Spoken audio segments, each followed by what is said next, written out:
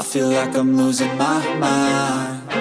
Is everybody in the world blind? Please Lord give me a sign. 안녕하세요. 대시동 빅맘마입니다.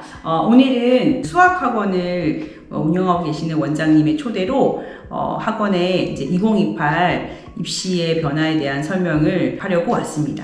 매번 이렇게 입시가 바뀌는데 어떻게 준비를 해야 될지에 대한 굉장히 두려움이 있으셔서 제가 오늘 한 1시간 반 정도 어머니들과 학부모님들과 그리고 이제 지역에 있는 원장님들을 모시고 2028 이굴란의 입시를 어떻게 준비해야 될지에 대해서 설명을 하러 왔습니다. 지역에 있으신 원장님들이나 또는 또 학부모님들께서 요청이 있으시면 어디든 달려가서 제가 드릴 수 있는 정보가 있다면 유용하게 또 여러분들한테 드릴 수 있는 그런 어떤 재능 기부도 하고 있으니까 연락을 주시거나 댓글창에 달아주시면 제가 스케줄이 허락하는 날 달려가서 이런 정보를 나눌 수 있도록 해보겠습니다. 자, 지금 대시동 빅마마와 함께 보러 가시죠. 그래서 오늘 제가 이 부분을 가지고 1시간 정도 설명을 좀 하도록 하겠습니다. 자, 인사드릴게요. 김세환입니다. 제가 항상 입시를 하면서 안타까운 건 뭐냐면 공부를 잘한다고 좋은 대학을 간다? 이게 완전히 이끌리진 않아요. 네. 공부를 잘하면 좋은 대학을 갈 확률이 굉장히 높지만 현재 입시는 좀 전략적으로 접근을 해야 되는 부분이 있거든요. 그리고 특히나 우리 아이가 다 잘하면 아무 문제가 없어요. 근데 그렇지가 않잖아요. 제가 아까 오늘 여쭤보니까 자녀분이 공부를 못해요. 얘들아, 좋아요, 댓글, 구독, 알림 설정 해! 제가 어떤 부분에 대해서 항상 말씀드리고 싶냐면 전략적으로 접근을 해야 된다는 거죠. 입시를 모르면 그냥 이런 거 있죠. 여기 어머니도 계시지만 여기 잘한다더라, 이 학원 잘한다더라, 이번에 새로운 선생님 오셨다더라. 근데 그렇게 해서 학원을 옮기고 수업을 하는 게 사실은 동네에서 할 수 있는 어떤 엄마의 최고의 어떤 노하우 아닌 노하우지만 우리 아이에 맞춰서 전략적으로 변하는 입시가 어떻게 우리 아이의 입시에 영향력을 줄 것인지를 사실은 본인이 판단하셔야 된다는 거예요. 네. 그래서 오늘 이제 그런 부분에서 좀 설명을 드릴 거고 그냥 프로필도 한번 찍어봤습니다. 그리고 제가 이제 저희 우조교가 저하고 얘기했던 내용이 나 유튜브 너무 하고 싶다 그랬는데 6년간 못했어요. 근데 이제 저희 우조교가 이번에 대학을 가고 하면서 저를 좀 정말 많이 서포트해줘가지고 드디어 저희가 이제 이렇게 대시동 빅마마라고 하는 몽달귀신 같아요. 목만 잘라가지고 근데 이제 이렇게 유튜브 채널도 만들어서 꽤 동영상이 좀 올라와 있습니다. 이렇게 나름 그 다음 대입 제도 개편 시장의 주요 내용에서 가장 핵심적인 건 뭐냐면 여기 보시면 등급이 바뀐다는 거예요. 이게 가장 큰 변화입니다. 아이들도 잘 모르지만 뭔가 자꾸 변화되는 거에 대한 불편함이 있어요. 근데 이 부분에 있어서 내신 5등급제로 전환한다는 것은 굉장히 우리에게 시사하는 바가 많습니다. 지금 1등급부터 9등급제까지로 되어 있는 현 교육제도가 지금 중3 이하부터 바뀌었을 때 가장 픽으로 와닿는 게 내신이 5등급을 준다는 거예요. 그러면 어떤 효과가 있냐면 현행 학교에서의 경쟁이 조금 완화돼요. 그러니까 2등급 정도는 저희가 돼야 지방에서 인서울이 가능하거든요. 근데 우리가 솔직히 100명 중에서 11등까지 하기가 만만치가 않아요. 중학교에서 올 A를 받았다. 그러면 우리가 이렇게 생각해요. 올 A를 받았으면 고등학교 가면 그래도 못해도 2등급은 하겠지. 근데 제가 이렇게 말씀드려요. 어머니, 올 A를 받아서 90점을 다 받았다고 해도 고등학교 올라가면 마지노 4등급까지 받을 수 있다는 거예요. 어머니도 기겁하세요. 저희 아이 올해인데요? 그러니까 올해 받은 애가 얼마나 많겠어요. 그러니까 심지어 1등급이 몇 %까지다? 10%까지. 자, 그럼 너무 좋잖아요. 그러면 대학에서 고민이 되는 거죠. 4%까지 1등급이었는데 10%까지 1등급이면 도대체 10%에 해당되는 애들을 어떻게 변별해서 뽑지? 어떻게 더 크리티컬하게 뽑을 수 있을까? 못 뽑는 거예요. 등급은 5등급으로 제한했으니까. 그러면 뭐가 남아있냐? 플러스 알파인 이 수능이 크게 걸림돌이 되는 거예요. 기존에는 지금 2027학년도 수능까지는 보시면 국어가 선택 과목이 있습니다. 우리가 들어는 보셨을 텐데 공통의 독서와 문학이 들어가고 선택의 화법과 작문하고 언어와 매체를 선택할 수 있어요. 그래서 45문제를 푸는 거고 수학도 공통이 있고 그 다음에 공통은 뭐냐면 수원, 수투이고 선택은 확률과 통계와 미적분이 있어요. 그러면 이제 기본적으로 대부분의 문과 학생들은 확률과 통계를 선택하는 거고 이과 학생은 미적분하고 기하를 선택하는 거예요. 그 다음에 영어는 알다시피 다 똑같습니다. 절대평가기 때문에. 자, 그런데 일단 요 세 과목에서 변화가 일어나는 게 뭐냐면 영어는 그대로 가는 거예요. 영어는 그대로 공통으로 가는데 문제는 국어랑 수학이 이렇게 나눠져 있던 게 다 통합이 됩니다. 그러니까 국어에 대한 공부의 비중이 이렇게 나눠졌을 때는 내가 예를 들어서 언어와 매체라는 것은 문법이 들어가는 거거든요. 중세국어랑 문법이 들어가는 거예요. 그게 좀 약한 친구들은 화법과 작문으로 선택할 수도 있고 나는 글이 너무 긴 지문을 읽는 게 힘들다 그러면 속도 때문에 언어와 매체를 선택하는 친구가 있었어요. 필요 없다는 거예요. 이제 여러분들 자녀들은 그냥 국어 과목을 다 봐야 돼요. 그러니까 문학, 비문학, 그 다음에 아까 말씀드린 것처럼 화법과 작문, 언어와 매체에 해당되는 모든 국어 과목을 통틀어서 봐야 된다는 거예요. 그러니까 국어 공부에 대한 부담이 더 늘었어요. 그리고 제가 늘 말씀드리지만 국어는 계속 어려워집니다. 왜? 우리가 2015 개정학년도부터 시험에 대한 공부를 준비하는데 2028학년도 되면은 2015 개정학년은 안 보셔도 괜찮을 거예요. 그럼 2022년도부터 보는 거예요. 22, 23, 24, 25, 26, 27 6년 동안의 수능에 대한 모의고사를 봤을 때 그 모의고사를 기반으로 수능 문제가 출제될 거 아니에요. 그죠? 그럼 모의고사의 수준이 계속 올라가다 보니까 수능에 직접적으로 문제를 낼 때는 이 모의고사의 기본적인 배경 지식이나 모의고사에 출제했던 것을 학생들이 알고 있다는 전제하에 수능이 나오겠죠. 그러니까 비문학은 갈수록 어려워지는 거예요. 네. 제가 이건 여담인데 아이들이 너무 비문학 어려워해서 제가 이제 저희 무조교랑 같이 그 9개년걸 만들었거든요. 3월, 6월, 9월, 11월 거를. 그러니까 책이 12권이 나와요. 이 두꺼운 게. 근데 제가 저희 화장실에 그걸 꼽아놨어요.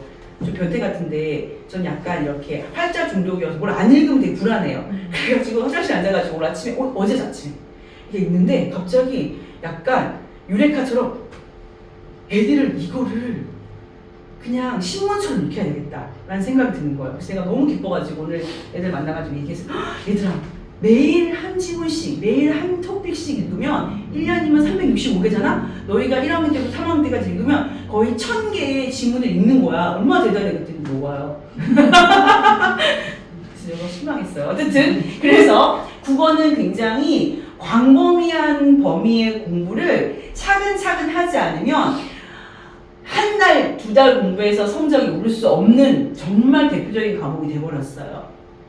그래서 이제 요즘에 국어 학원이 되게 뜨고 있습니다. 그 다음에 이제 수학은, 이제 우리 이제 수학 학원이니까, 정말 수학은 갈수록 갭차가 너무 커져요. 저는 영어 학원을 운영하고 있고, 저희가 이제 영어 학원 옆에 수학 학원을 제가 인수해서 하고 있는 이유가 뭐냐면, 이 수학에 있어서 뭐가 문제냐면 지금은 공통 수학을 가지고 수원, 수투가 공통이라서 다 하고 문과 아이들한테는 확률과 통계의 선택을 주고 이과 아이들한테는 미적을 선택할 수 있는 기회를 줘서 교차 지원도 가능해요. 사실은. 그러면 누가 항상 손해냐면 문과 아이들 손해예요. 왜? 이과 아이들 수학을 잘하니까. 그리고 이과 아이들이 만약에 가산점 10%를 부여했을 때 미적을 선택했다? 그럼 가산점 10%를 부여하는 거예요. 어떻든 지금 현행상 수능은 수능 수학은 이과 학생들한테도 유리하고 문과도 그럼에도 불구하고 조금 불리하지 않았어. 왜? 이과 아이들 뭘로 빠진다? 미적으로 선택을 하니까. 그럼 미적을 선택하면 어떠냐면 왜냐면 이과 아이들이 미적을 선택하지 않으면 가산점을 못 받아요. 그러니까 확률과 통계를 할 수 있어도 미적을 해야 되는 거예요. 아니 공대를 가는데 기하를 못하면 안 되는 거잖아요. 그러니까 미적을 선택하는 아이들한테는 학교에서 가산점을 주기 때문에 확통을 할 수 있어도 그걸 선택하지 않는다는 거예요. 왜? 이과 아이들은 미적을 해야 되니까. 그래서 자연스럽게 문과 아이들이 확통해서 점수를 받는 것에 대한 부분이 조금 도움이 될 수 있는데 이제 공통수학으로 가버리면 그냥 문과는 그냥 수학이 완전 다르지 않으면 수학에서 점수를 받기가 쉽지 않다는 거예요. 여기 이제 우리 원장님도 수학을 하시지만 우리가 공부도 재능이잖아요. 그죠? 그러니까 수학적인 머리가 있는 친구들이 있어요. 근데 우리가 요구하는 것이 그런 친구들만 수학하는 건 아니잖아요. 자, 그럼 어떻게 바뀌냐면 여기 대수라고 되어 있거든요. 거기 대수. 대수가 뭐냐면 현재 진행하고 있는 수원을 얘기해요. 수원은 뭐냐면 지수, 로그, 삼각함수, 수열까지예요. 그러니까 현행의 수원을 대수라고 하는 거예요. 그러니까 수원이 들어가고 그 다음에 미적원이 들어갔는데 여기 수투가 되어 있죠. 이 수투는 뭐냐면 극한, 미분, 적분, 그 다음에 함수의 극한 이 파트이기 때문에 이 파트는 미적원으로만 들어가기 때문에 적분이 빠질 수 있다는 거예요. 그러니까 공통해서 이과 애들한테는 되게 유리하죠. 그리고 확률과 통계는 이과 애들한테는 수학이 아니거든요. 사실. 그러니까 이과 애들한테 수능 수학은 어찌 보면 되게 찬스예요. 찬스. 그런데 이거를 발표했을 당시 심화 수학이 들어가냐 마냐에 대해서 교육부가 발표를 못했어요. 근데 결과적으로 심화 수학은 안 하기로. 그럼 심화 수학 선택 안 한다는 건 뭐냐? 그냥 이과 학생들이 더 가산점 받을 수 있는 수학은 없다는 거예요. 그럼 이걸로 다 문과이과 애들이 성적을 받아서 어플라이 한다는 거예요. 문제는 뭐냐? 문과 애들 여기서 이과 애들랑 붙잖아요? 그러면 거의 진짜 그냥 3등급부터 깔아준다 생각해야 돼요. 이과 애들 못 따라가잖아요. 수학적으로. 그래서 내가 만약에 우리 아이가 수학에 대한 부분이 문과라면 이 수학적인 부분에 있어서 수능 수학을 어떻게 준비해야 될지를 빨리 계획을 세우시고 전략을 세우셔야 된다는 거예요. 내신 말고 수능입니다. 지금 말씀드리는 거는. 영어는 이제 절대평가인데 문제는 뭐냐면 절대평가가 됐을 때 초창기에 1등급이 8%까지 확보를 했어요. 원래는 1등급 4%잖아요. 근데 영어가 쉬워져가지고 8%까지 아이들이 1등 받았단 말이에요. 올 수능에서 4.5%인가? 4.7%인가? 엄청 어려졌어. 심지어 뭐까지 어려운지 아세요? 듣기도 어려졌어. 애들이 듣기에 공포를 느끼기 시작한 거예요. 듣기가 점수를 받는 굉장히 쉽게 점수를 받는 그런 분야였는데 이제 영어가 듣기까지 어려워지니까 아이들이 시험에서 점수를 받을 수 있는 파트의 분야가 줄어드는 거예요. 31번부터 39번까지 지뢰밭, 우리가 지뢰밭이라고 그러거든요. 근데 다 죽어요. 그냥 다, 거기는 다 그냥 못 맞추는 거예요. 근데 그 지뢰밭만 어려운 게 아니고 1번부터 17번까지 듣기 평가에서도 점수가 나가기 시작하는 거예요. 그러니까 3등급이 70점대를 말하는데 이 3등급 받기가 생각보다 어렵다는 거예요. 제가 영어학을 운영하고 있는데 너무 놀라운 사실은 뭐냐면 그렇게 12년 동안 영어를 들었는데 17문제를 다 못 맞추는 애들이 의외로 많아요. 그래서 오직하면 고3 때 듣기만 계속 시키는 반이 생긴다니까요. 왜? 그거를 못 맞추는데 32번, 33번 어떻게 맞춰요? 그래서 이 영어도 생각보다 수능 영어가 어려워지고 있다. 그 다음에 이제 가장 문제가 되는 게 이겁니다. 탐구 영역인데요. 사회탐구랑 저는 이제 제가 개인적으로 법대를 졸업해서 저는 이 사회탐구를 아이들한테 티칭을 하기도 해요. 근데 사회탐구가 총 9과목입니다. 9과목이고 그 다음에 과학 과목이 8과목인데 왜 8이냐면 물화생지가 2로 들어가니까 물리 1, 물리 2 이렇게 해서 한 과목씩 따지면 물리, 물화생지 1, 1, 1 그다음에 물화생지 2, 2, 2 하면 8과목이죠. 그러면 이렇게 9과목과 8과목 중에서 현재는 2개를 고를 수가 있어요. 근데 내가 문과는 이까지 상관없어요. 그냥 내가 문과라도 물리를 잘하면 그런 애는 없어요. 여러분 없습니다. 근데 그렇게 교육부에서 너무 웃긴 게 죄송한데 그냥 열어놨어요. 할 수 있어. 그리고 만약에 이과인데 독특하게 나는 경제를 원래 좋아했어. 나는 원래 정치 이런 쪽 관심이 있었어 해서 정치학을 선택하는 애도 있어요. 근데 많지 않다는 거죠. 자기가 문과면 다 문과 선택하고 누가 화학을 선택하고 누가 지구를 하겠습니까? 그리고 이과 애들은 제일 어려운 게 뭔지 아세요? 철학! 해겔 나오면 미치려고 그러잖아요. 니체 나오고 융 나오면 뭐래 이러잖아요. 근데 그런 거 선택 안 한다는 거예요. 자, 그러면 현재로서는 내가 계열에 맞게끔 2과목씩 선택할 수 있게 해줬어요. 교차로 선택하는 것도 열어놨어요. 문제는 자, 개편원에는 내가 이과든 문과든 상관없이 무조건 통합사회 과목을 봐야 되고 무조건 과학을 봐야 된다는 거예요. 교육부에서 이제 이 문제를 어떻게 출제되는지 우리도 이제 유심히 보고 있거든요. 근데 어찌됐든 2028학년도부터 시작되는 거니까 아마 그동안에 뭔가 잘 문제들이 계속 이렇게 업그레이드 되겠죠. 그럼에도 불구하고 과학을, 공통과학에는 뭐가 들어가 있냐면 물리, 화학, 생명과학, 지구과학 4개가 개념이 들어가 있는 거예요. 자, 그러니까 제가 너무 안타까운 건 이게 5등급씩 나눠주는 거죠. 아이들이 너무 힘들어요. 내신도 해야 되고 수능도 해야 되고 그죠?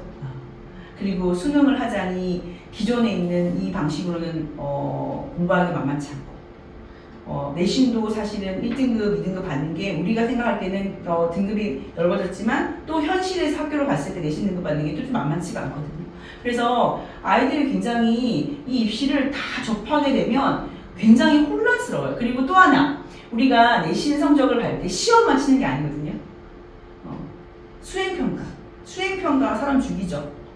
맨날 PPT 만들고 발표하고 뭐 UCC 만들고 그러니까 애들이 정말 멀티가 될 수 있게끔 요구하는 게 요즘의 입시예요. 그래서 좀 같은 게 제가 현역에서 아이들 이렇게 티칭하면서 코칭하면서 안타까운 게 뭐냐면 참 안 됐다. 아이들이 정말 너무 힘들다는 생각을 하게 됩니다. 근데 어쩔 수 없죠. 뭐 어떡하겠어요. 우리가 뭐 임을 갈 것도 아니고 해야 되니까.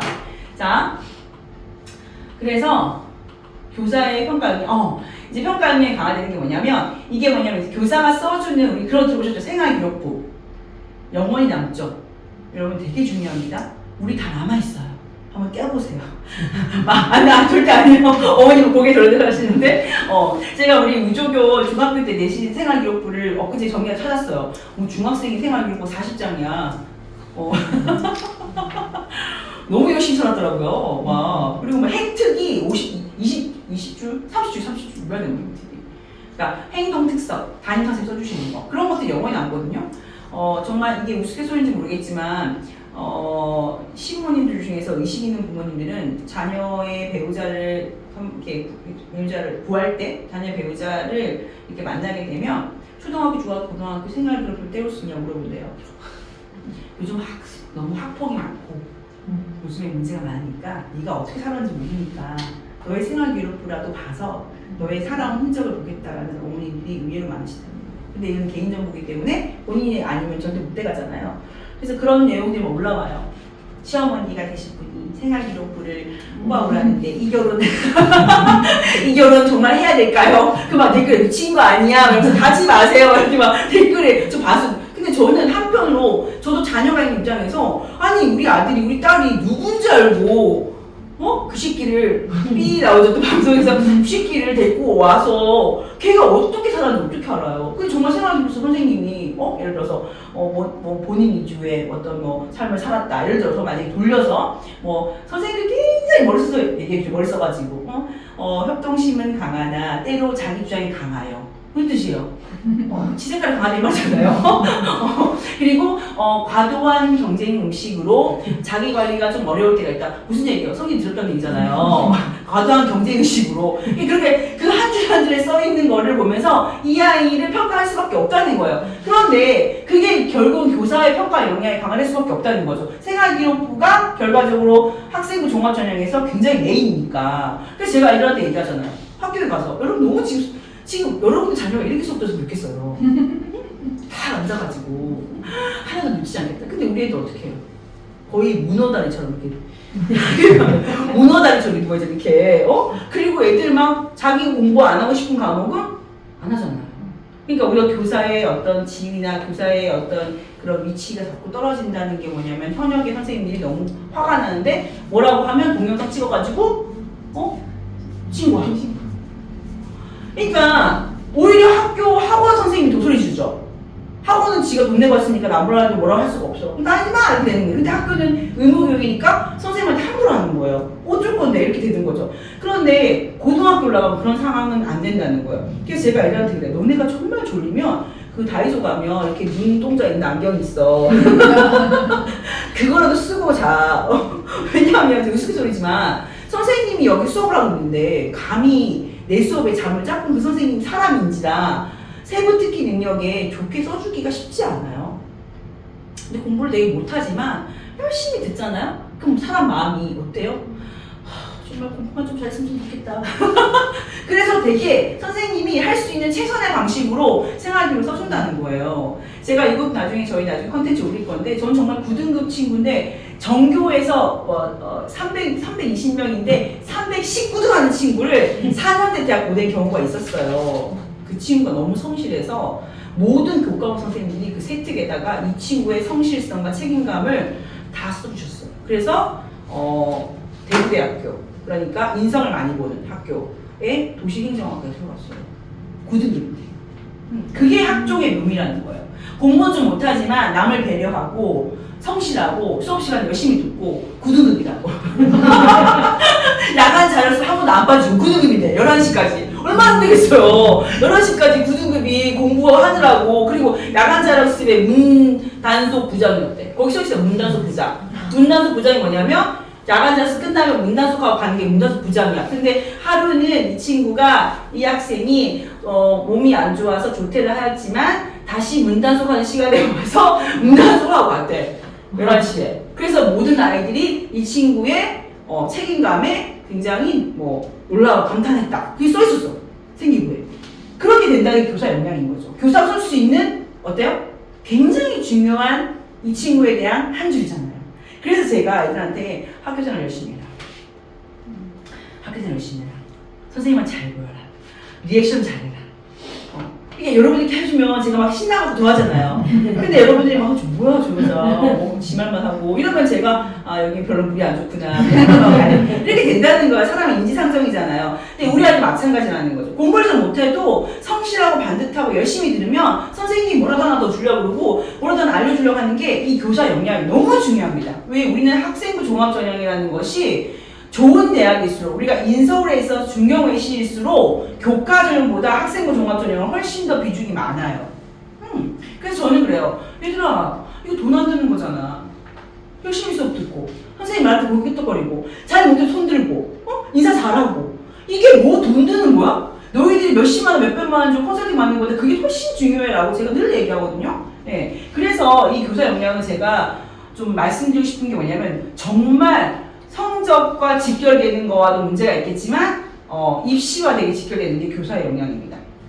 또 하나 이제 고교 선택에 대해서 되게 중요한 게, 여러분들 이제 이렇게 되면 내신의 변별에 대한 내신의 어떤 부담이 줄어들면 딱 생기는 의문이 뭐냐면 그러면 자사고, 특목고, 과학고 이렇게 내신에 불리한 학교들을 가는 게 좀 좋지 않을까? 라고 생각하는 게 굉장히 이슈가 됐어요. 저는 어떤 마음이 드냐면, 이것도 잘 선택을 해야 되는 게 뭐냐면, 확실히 자사고, 특목고들은 내신, 그러니까 생기부를 써주는 것에, 생기부를 쓰는 것에 대한 부분이 일반고보다는 좋습니다. 왜냐하면 활동이 많아요. 저희 무조교도 외고를 나왔는데 생기부는 거의 1등이에요, 진짜. 왜? 활동을 되게 잘했으니까. 그리고 활동을 할 수 있는 여지를 학교에서 많이 제공을 해줘요. 그러니까 수업 이원화 역량부터 시작해서 공동교육 과정 이런 것들이 일반고보다는 훨씬 많고, 많다 보니까 쓸 내용이 많다는 거예요. 자, 변화되는 아까 수학 공부인데요. 우리 원장님이 또 수학을 실전에서 잘 해주시겠지만, 현재 우리 수능시험에서 이과 수학은 아까 말씀드린 것처럼 현재의 대수가, 그죠? 대수로 바뀌는 거가 수원이고, 그 다음에 미적이나 학력과 통계에 대한 부분이 같이 들어가고, 이 심화 수학은 어떻든 결론적으로는 도입을 안 되게 되지만 이과 수학에 있어서 수능 수학에 대한 부담은 좀 줄 거라는 거죠. 네, 그거는 확실합니다. 그러나 반대로 문과에서 수능 수학에 대한 부담은 상대적으로 이과에 대한 유리할 수밖에 없다는 건 알고 가셔야 되는 거예요. 네. 그리고 선행에 대한 부분, 저는 선행에 대해서 여러분이 생각하고 있는 범위를 잘 생각하셔야 돼요. 어디까지가 선행이냐, 한 학기를 하는 게 선행이냐, 한 학년을 하는 게 선행이냐, 이런 선행의 어떤 물리적인 느낌도 있지만, 선행이라는 것을 어떤 큰 카테고리로 예습이잖아요. 그죠? 이 예습을 어느 정도까지 깊이 있게 할 거냐, 아니면 그냥 한번 훑을 거냐, 이것도 선행인 거예요. 그래서 그 선행을 우리 아이의 성향에 맞게끔 하셔야 돼요. 내 욕심으로 선행을 막 시킨다고 해서, 중요한 건 뭐냐면 초등학교 6학년인데 중학교 2, 3학년 다 했어. 근데 중요한 건 초등학교 6학년 다 못해야지. 연산도 못해. 연산이 완벽히 안 돼 있어. 그러면 얘가 중학교 2, 3학년 수업 하면 뭐합니까? 연산에서 빵꾸가 나는데. 그러니까 죄송합니다. 빵꾸라는 단어. 제발.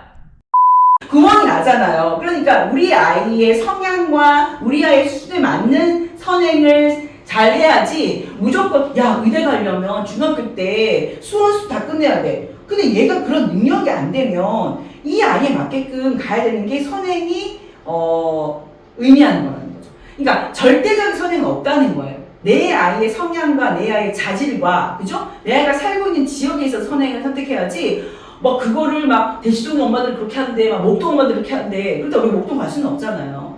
그래서 이 선행은 굉장히 정말 케이스 바이 케이스입니다. 그래서 잘 생각하셔야 된다는 거죠. 선행보다 더 중요한 건 전 심화라고 봐요. 아까도 얘기했죠.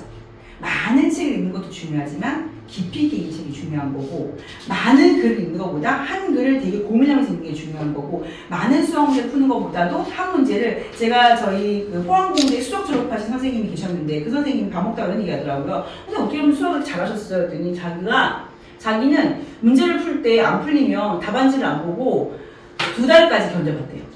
그래서 2달을 자기가 생각하고 또 생각하고 또 생각해서 결국 2달 만에 자기가 풀었다는 거예요. 그게 뭐냐면 어떤 문제에 대한 심화죠. 집착력이죠. 내가 이거 풀고 말겠다. 근데 좀 안 돼. 뭐야 답안지? 3번에 5번? 그래서 이렇게 안 되는 거죠. 왜 그럴까? 왜 이렇게 풀어야 될까? 왜 나는 여기서 막혔을까? 내가 지금 여기서 못 푸는 이유는 내 수학에서 어떤 부분이 지금 부족한, 이걸 계속 고민하면서 문제를 풀었을 때 그 문제가 하나 풀렸을 때 갖고자 갖는 어떤 결과치하고 내가 당장 모른다고 답안지 봐가지고 이렇게 푸는 거네. 이거랑 너무 다르다는 거예요. 그래서 선행보다 더 중요한 건 심화라는 거예요. 심화. 네. 고3 이 수능 문제 잠깐 넣었는데요. 제가 5분만 더 쓸게요. 이거 한번 보세요. 이 문제가 누가 그러더라고요. 왜 수학 문제인데 글이 많아요? 왜 수학 문제인데 이거 적은 거예요. 이게 한 페이지에 반이 그린 것도 있잖아요. 증명 문제 같은 경우에. 그죠? 그러면 논리적으로 문제를 떨어진 애들은 그 문제 접근을 못 합니다.